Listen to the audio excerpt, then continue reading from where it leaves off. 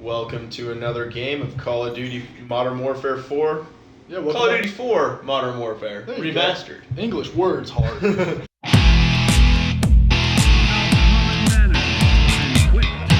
Oh, don't you put your defense back, you asshole?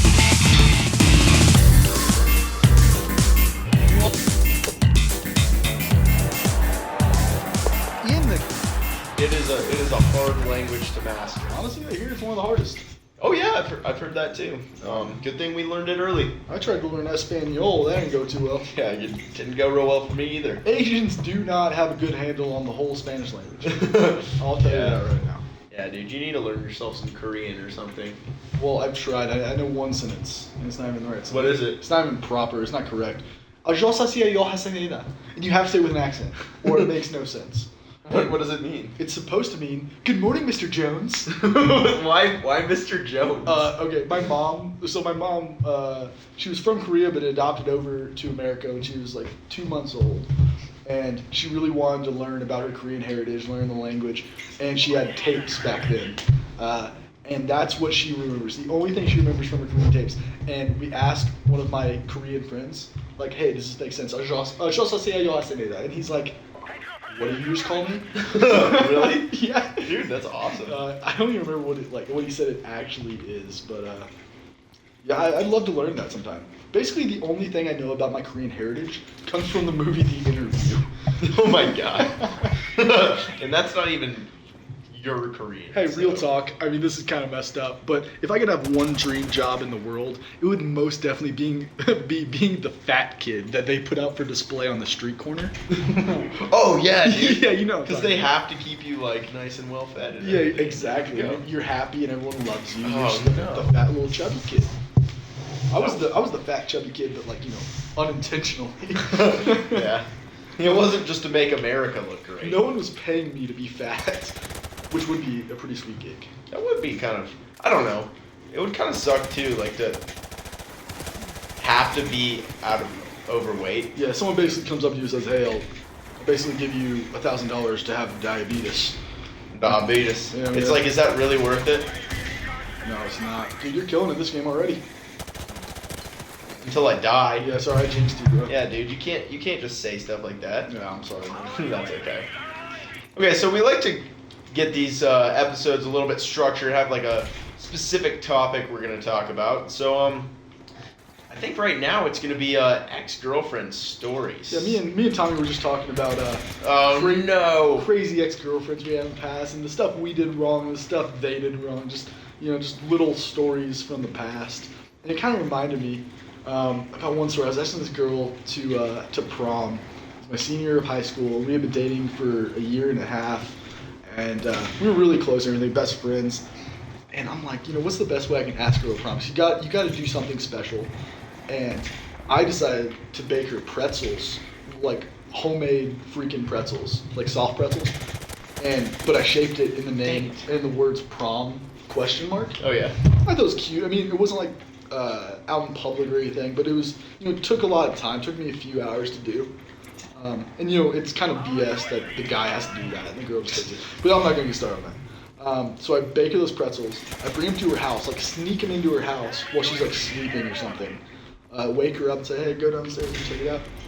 And she didn't say yes. She didn't say no. All she says is, I'm watching my carbs. Oh my god, seriously? Yeah.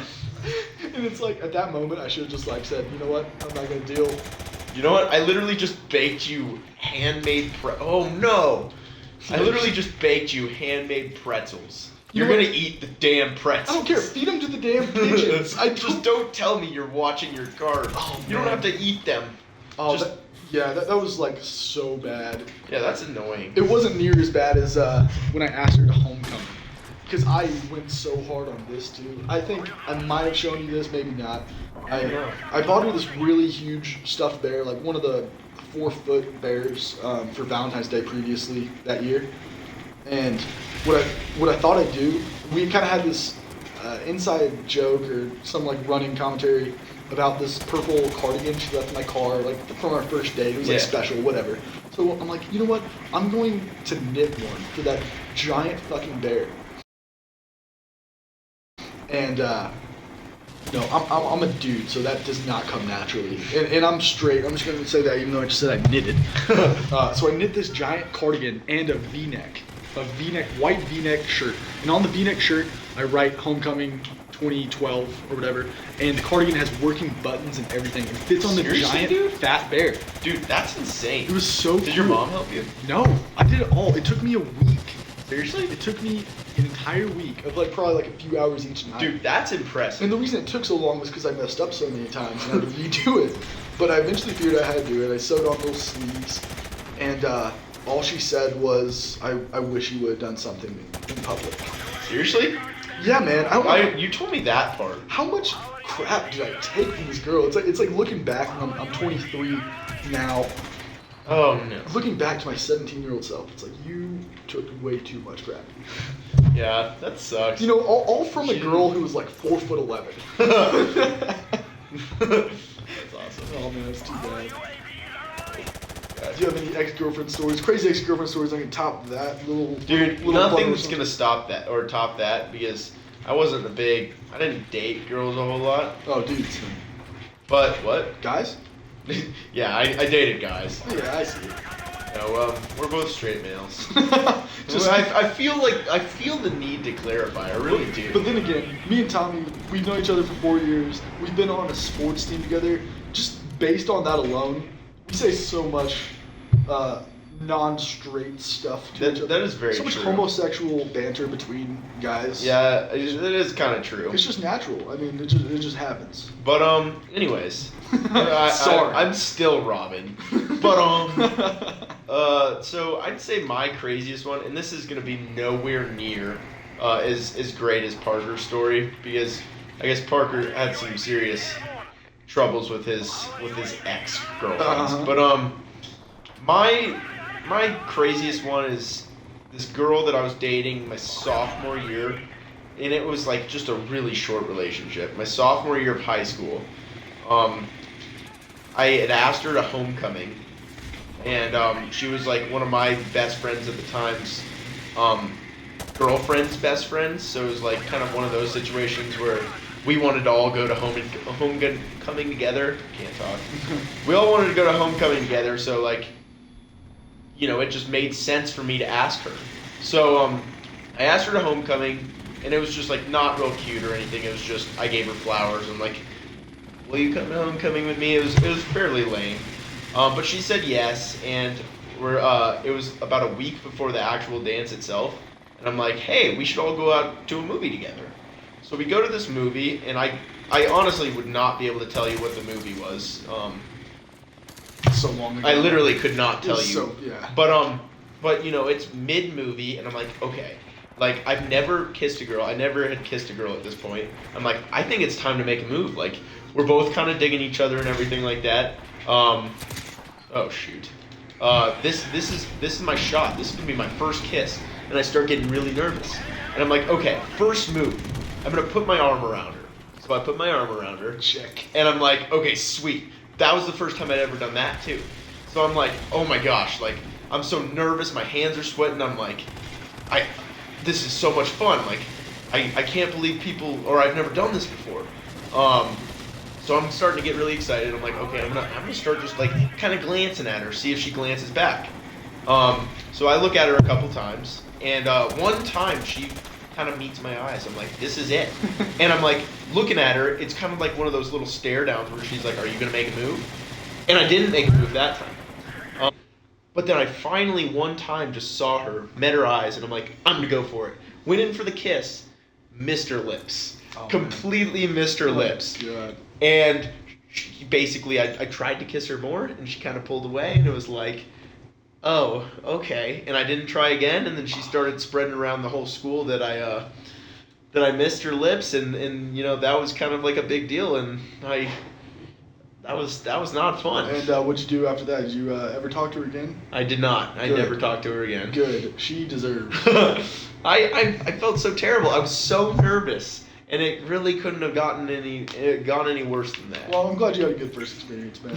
That's pretty tragic, especially as a kid. Just talking about that girl, about the whole homecoming and prom thing reminds me of just so many little stories. Like, I remember when we were going to prom, we had this big friend group. We all wanted to go out to dinner before prom, because, that's what you do.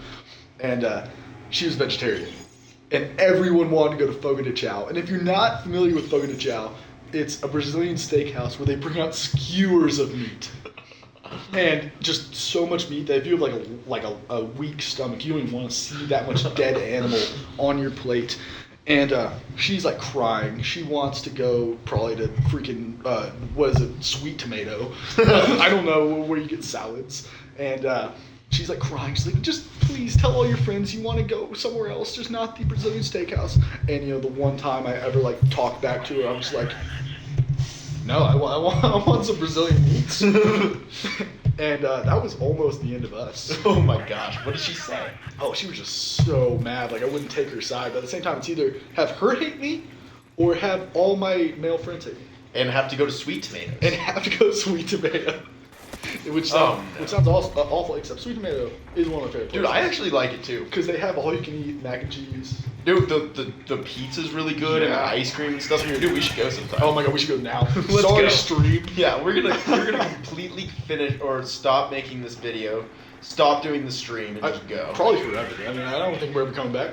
Yeah, we're not gonna be able to walk out of there when we're done. Still have leftover sushi. I don't see. Leftover sushi is something you don't want leftovers. Yeah, it's a good point. It's like stew. You can have leftover for a while. Sushi, no, that's not cool. Yeah, that is a really good point. Okay, so do we have any more ex-girlfriend stories? I think Parker's still got better stories than I do, so... Well, then again, all that says about us is that I've been with some shitty girls, and you've had, meaningful relationships with people of the same mindset as you. I guess. That's what it sounds like to me, man. I guess. I'm kind of a guy who just sticks with one girl, no matter, how it's going. I'm just screw it. I mean, it's too much work to find a new person. Oh man. I mean, that's not the way to live your life. So no one follow that motto. Dude, kill that guy, please. No! Run over to me. Taste my martyrdom. Oh, there's totally. Oh, dude, I do remember when I was 13. I think maybe 13 or 14. Still super awkward around girls. And do you remember AIM? AOL Instant Messenger? Dude, that was the best. So I was talking to this girl who was also of the Asian persuasion, much like myself. We were talking. We had been really good friends. We liked each other, And we talked hey, let's go out. And we were about to go on a school field trip to Washington D.C. And that's really far away from my hometown, also. So we had to get on a plane and fly all the way to Washington D.C. And I remember the night before we started talking about going out. We get to the airport the next morning. I look at her, just can't even breathe. I just got so awkward. I'm just bail. And I said, we can't do this anymore. So we were dating for probably 9 hours, of which I was sleeping. So, God, man, I hope she doesn't remember that to this day. Dude, that's pretty awesome. I just remember those days where you just text a girl nonstop all the time, but when you actually see them in person, it's the most awkward thing. Why? And you don't even want to talk to them. Yeah, I don't know why that's a thing, but it is, man. And any of our viewers, if you're younger than high school age and you're dealing with that, just a piece of advice, just go for it. Just talk to them. It's easy. It's easy just to have a conversation with somebody, and you'll figure that out eventually. Yeah, and it does go away. It always goes away. It's just like any sport. You don't start out good at something, and if you do, it's awesome for you. Wow, you get killed in the building. But the more you do it, the more you talk to girls, the more comfortable you get. It just gets way easier. Yeah, I mean, Parker's definitely still working on it. Yeah, he'll get there eventually. Yeah, I'm a level 3 nomad right now. That's not very high. Yeah. You're a level 100 Dragonborn. Me? Which, see, I wonder if you can figure out the reason I have trouble talking to girls is because I'm so damn nerdy. Yeah, you're talking about Dragonborns as your level for talking to women. Sue me, man. Sue me. I mean, one day I'll meet the right girl who speaks the same language. Korean. I like it. Korean. I'm not sure if that was in the last episode or this one, but Korean. Okay. So let's see. I'm gonna see if I have another awkward story. It doesn't have to be awkward, I guess. I mean, it could be good. No, it has to be awkward. Does for it? This. Okay, I've actually got a good story. I told it in the stream yesterday, but I figure, to put it into a YouTube video might be better. It was a Friday, and it was Valentine's Day, and I'm like, you know what? There's this girl that I've been really, I thought was really cute. So I decided I'd ask her out, and I'm like, hey, want to be my girlfriend? And she said yes, and I was like, on top of the world, so happy that she said yes. And I'm like, okay, this is perfect because she's going to this birthday party with this at a restaurant that was really popular at the time that I really wanted to go to as well. So I'm like, okay, sweet. Now I can also go to this birthday party with this girl, and it'll be like our first date. And it was like probably going to be the first date I'd ever gone on in my entire life. So I'm getting ready for it. It's Saturday morning, and I figured in the morning, I could do some baseball training and go to this local place around us. It's called Slammers. You pay for a lane and you hit baseballs for an hour or 2 hours or whatever.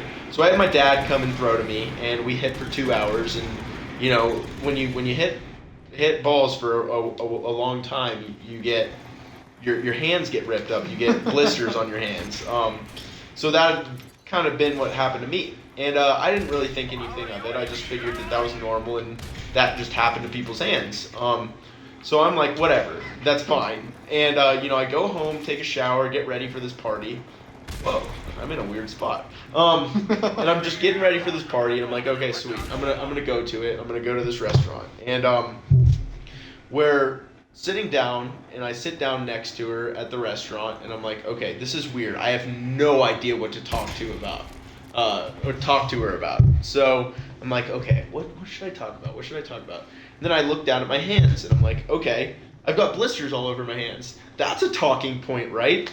So I look at her, and I show her my hands. I'm like, look at all these blisters on my hands. It's from baseball. Well, and I thought it'd be like, heroic, awesome. It's like chicks dig scars and stuff. But no. No, you just look diseased. No, they don't dig scars. They look. She looked at me and she thought I was crazy for showing her my blisters. She would have rather the girl that guy that lotions up. Yeah. She wants soft. She wants someone who reapplies every hour. Yeah. Yeah. On that note, we're gonna wrap this episode up. All right, thanks for watching.